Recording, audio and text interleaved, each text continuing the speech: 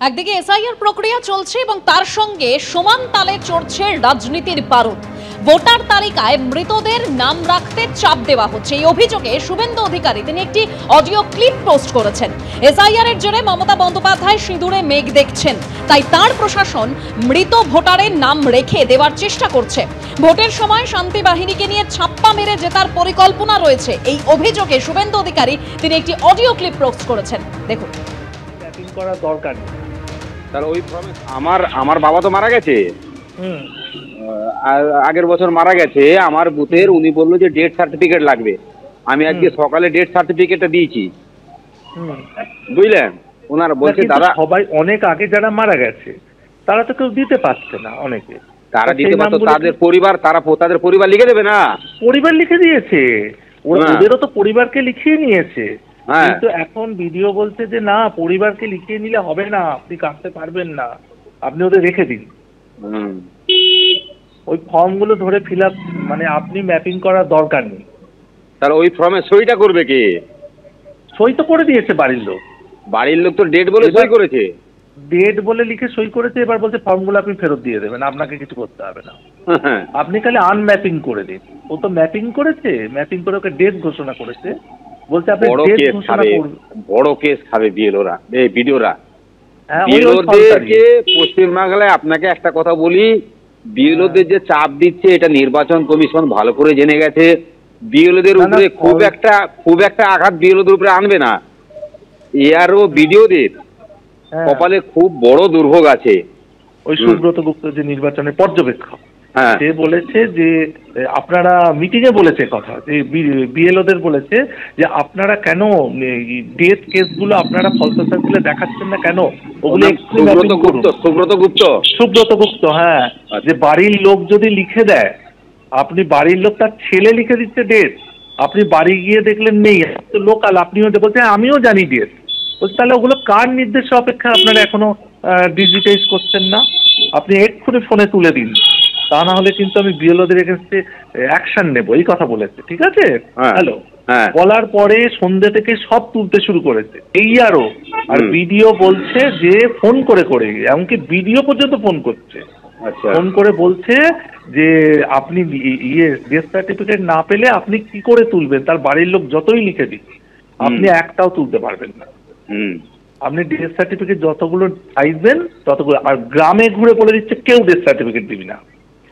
শাহজাহান যদি তার বন্দুক বাহিনী নিয়ে গ্রামে ঘুরে বলে দেয়, বলছে আমার তো কাকা, ওই গৌতম বলছে আমার কাকা মারা গেছে, আমার কাকার ছেলে বলছে দাদা আমি দিতে পারবো না ডেথ সার্টিফিকেট, ওর বাড়ি এসে বলে গেছে কোনো ডেথ সার্টিফিকেট দিবে, ও লিখে দিয়েছে কাকার ছেলে। এইবার এই আরো বলছে ওগুলোকে সব আনম্যাপ করে দিতে। এবার কি ম্যাপিং কে করবে বলে সে দেখা যাবে। আর এই একই অভিযোগে এই অডিও ক্লিপের পর একটি হোয়াটসঅ্যাপ চ্যাটে স্ক্রিনশট পোস্ট করেছেন বিরোধী দলনেতা শুভেন্দু অধিকারী, এবং তিনি অভিযোগ করছেন যে কুলতলি জয়নগর বিধানসভায় বিডিওদের দিয়ে চাপ দেওয়া হচ্ছে বিএলওদের, যাতে মৃতদের নাম বাদ না দেওয়া হয়। ঠিকানা পরিবর্তন করা ভোটারদের তথ্য অপরিবর্তিত রাখতে চাপ দেওয়া হচ্ছে। সোশ্যাল মিডিয়ায় এই অভিযোগ করেছেন বিরোধী দলনেতা।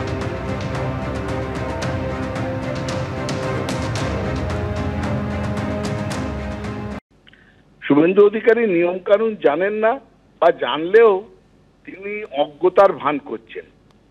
যে বলছে যে একটা ফর্মে সই করে দিয়েছে একজন আত্মীয়, একজনের নামে ডেট লিখেছে আর সই করেছে, সেটা কিন্তু প্রমাণ নয়। ইলেকশন ম্যানুয়ালে যেটা লেখা আছে, কারুর নাম ডিলিট করতে গেলে, ডিলিশন বা মৃত বলতে গেলে তার ডেথ সার্টিফিকেট লাগবে, এটা ইলেকশন কমিশনের ম্যানুয়ালে বলা আছে। শুভেন্দু অধিকারী বিরোধী দল নেতা নিয়ম কানুন জানেন না, তাহলে অজ্ঞতার জন্য হাওয়া গরম করতে জানেন, কিন্তু নিয়ম জানেন না, এটাই হচ্ছে শুভেন্দু অধিকারীর বিশেষত্ব। চলে আসি পরের খবরে। যাদবপুরে রেজিস্ট্রার নিয়ে শাসকের অন্দরেই সংঘাত। যাদবপুরে নতুন রেজিস্ট্রার ওয়েবকুপার প্রাক্তন সহ সভাপতি সেলিম বক্স মন্ডল নতুন রেজিস্ট্রার কাজে যোগ দিতেই ওয়েবকুপার অন্দরেই অভিযোগ আসছে। উপাচার্য জানিয়েছেন সেলিম বক্সের নিয়োগে চাপ দিয়েছেন শিক্ষামন্ত্রী। এমনই অভিযোগ উচ্চশিক্ষা সংসদ চেয়ারম্যানের নমিনি মনোজিৎ মন্ডলের। ঠিক কি হয়েছে জানবো, কৃষ্ণেন্দু অধিকারী এই মুহূর্তে টেলিফোনে রয়েছেন। কৃষ্ণেন্দু, কি কারণে এই সংঘাত তৈরি হচ্ছে? দেখো, যাদবপুর বিশ্ববিদ্যালয়ের নতুন রেজিস্ট্রার আজকে যোগ দিয়েছেন সেলিম বক্স মন্ডল, যার পরিচয় তিনি শাসক দলের অধ্যাপক সংগঠনের নেতা। যে কমিটি ভেঙে দেওয়া হয়েছে ওয়েব কুপার, তার আগের কমিটির তিনি সহসভাপতি ছিলেন রাজ্যের, এবং তাকেই রেজিস্ট্রার হিসেবে নিয়োগ করা হয়েছে, উপাচার্য নিয়োগপত্র দিয়েছেন। সেই রেজিস্ট্রারকে নিয়োগ দেওয়ার পর শাসক দলের অন্দর থেকেই একটা প্রশ্ন উঠেছে, যিনি প্রশ্ন তুলেছেন তিনি উচ্চশিক্ষা সংসদের চেয়ারম্যান অর্থাৎ শিক্ষামন্ত্রীর নমিনি, এবং সেখানে যে প্রশ্ন উঠেছে যে শিক্ষামন্ত্রী চাপ দিয়ে ওই রেজিস্ট্রারকে নিয়োগ করতে বলেছেন উপাচার্যকে, এবং উপাচার্য সেই কথাটাকে জানিয়েছেন, এবং সেই তথ্য তিনি উপাচার্যকে জানিয়েছেন। এবং শাসকের অন্দরেই যাকে নিয়ে নিয়োগকে নিয়ে বিতর্ক উঠেছে এবং শিক্ষামন্ত্রীর হস্তক্ষেপের অভিযোগ উঠেছে, যদিও শিক্ষামন্ত্রী দাবি করেছেন তিনি গোটা বিষয়টা জানেন না, এটা একটা অভ্যন্তরীণ বিষয় যাদবপুর বিশ্ববিদ্যালয়। উপাচার্য দাবি করছেন যে এরকম কোনো ঘটনা ঘটেনি।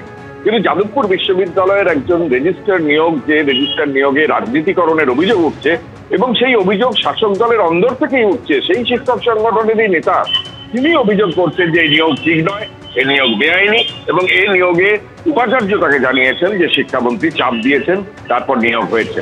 সব মিলিয়ে শাসক দলের অন্দরেই একটা সংঘাত, যদিও শিক্ষামন্ত্রী বারবার জানাচ্ছেন যে এই ঘটনার সঙ্গে তার কোনো যোগ নেই, অভ্যন্তরীণ বিষয়ে তিনি কিছুই জানেন না। ধন্যবাদ কৃষ্ণেন্দু। ওয়েবকুপার প্রাক্তন সহ সভাপতি সেলিম বক্স মন্ডল তিনি নতুন রেজিস্ট্রার হিসেবে কাজে যোগ দিতে ওয়েবকুপার অন্দরে কিন্তু অভিযোগ সামনে আসছে। আর উচ্চশিক্ষা সংসদের চেয়ারম্যান নমিনি মনোজিৎ মন্ডল তিনি অভিযোগ করছেন যে উপাচার্য জানিয়েছেন সেলিম বক্সের নিয়োগে চাপ দিয়েছেন শিক্ষামন্ত্রী। সেলিম বাবু নিয়েছেন বা অন্য কেউ নিয়েছেন, এটাতে ইসির কোনো অনুমোদন নেই। বলছিলাম যে আপনি আজকেই দরকার হলে এক ঘন্টার মধ্যে এমার্জেন্সি মিটিং কোন কারণ স্ট্যাটিউটরি ক্রাইসিস হয়ে গেছে, আর ইসি না চাইলে আপনি ইসি মিটিংও ডাকতে পারবেন না, কারণ এখন কোনো রেজিস্টার নেই। ইসি মিটিং ডাকে কিন্তু register with the permission of the vice chancellor. কিন্তু ইসি যদি মেম্বাররা বলে যে আপনাকে এম্পাওয়ার করা হচ্ছে, we can set our own rule. উনি সেটা করলেন না, আমাদেরকে কিছু জানালেন না।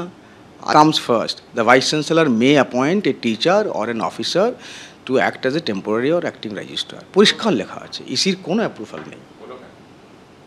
শিক্ষামন্ত্রী আর এই মাননীয় সেলিমবাবু, আর উনি একটা কনফারেন্স কল করে বলেছেন, ওনাকে বলেছেন যে ওকে রেজিস্টার করতে হবে না।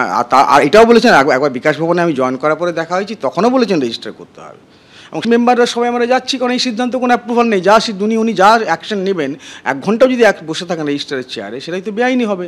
এবং ইমিডিয়েটলি ইসি মিটিং ডাকা হোক, ইসি মিটিং ডেকে যদি মনে হয় যে একে করতে হবে, উনি করবে, ইসি করবে, অ্যাপ্রুভাল তো নিতেই হবে, তাহলে তো কোনো ফাংশন করতে পারবেন না, এটা তো আইন। যদিও এই অভিযোগ উড়িয়ে উপাচার্যের পাল্টা দাবি যে কোনো চাপ দেননি শিক্ষামন্ত্রী। দিক থেকে কোনো প্রেশার ছিল না, কোন রকম কেউ আমাকে কোন রকম প্রেশার দেয়নি, বিন্দুমাত্র কোনো প্রেশার ছিল না। একাধিক অপশন ছিল, একাধিক নাম নিয়ে আমি পর্যালোচনা করছিলাম। যেহেতু একটা ক্রাইসিস পিরিয়ড, তার জন্য আমি এটাকে 10/6 যে ক্লজটা, যেটা হচ্ছে যাদবপুর ইউনিভার্সিটি অ্যাক্ট 1981-এ ভিসিকে যে পাওয়ারটা দেওয়া রয়েছে, সেই পাওয়ার আমি অ্যাপ্লাই করে 10/6 ক্লজে আমি কিন্তু সেটা এই রেজিস্টার নিয়োগটা টেম্পোরারি, পিওরলি টেম্পোরারি, আমার অর্ডারেও বলা আছে পিওরলি টেম্পোরারি বেসিস, এবং এটা শুধু 2 মাসের জন্য করা। এই জাতীয় তথ্য যদি কেউ তথ্য বিকৃতি করেন, তার দায়িত্ব কিন্তু আমার নয়। শিক্ষামন্ত্রীর দাবি বিশ্ববিদ্যালয় অভ্যন্তরীণ বিষয় তিনি কিছুই জানেন না, আর রেজিস্ট্রার বলছেন উপাচার্য নিজের ক্ষমতা বলে করেছেন, বাকি বিষয় কিছু জানেন না। কে সুপারিশ করেছে, কোথায় করেছে কিছু জানি না। আমি একটা চিঠি পেয়েছি, যাদবপুর বিশ্ববিদ্যালয়ের উপাচার্য আমাকে বলেছেন যে ফর টেম্পোরারি, জাস্ট টেম্পোরারি অ্যারেঞ্জমেন্টের জন্য তিনি 2 মাসের জন্য বলেছেন যে একটা অ্যাক্টিং একটু দায়িত্ব সামলানোর জন্য আসুক কয়েকজনের জন্য। তো আমি একজন শিক্ষক, এই যাদবপুর বিশ্ববিদ্যালয়ের উপাচার্য মহোদয় যদি কোনো একটা অর্ডার করেন, সেটা আমি মানতে বাধ্য। ফলে সেই উপাচার্যের অর্ডারের বলেই, নোটিশের বলেই আমি এইটুকু কাজ করার জন্য যোগদান করেছি। আমার কাছে জানা নেই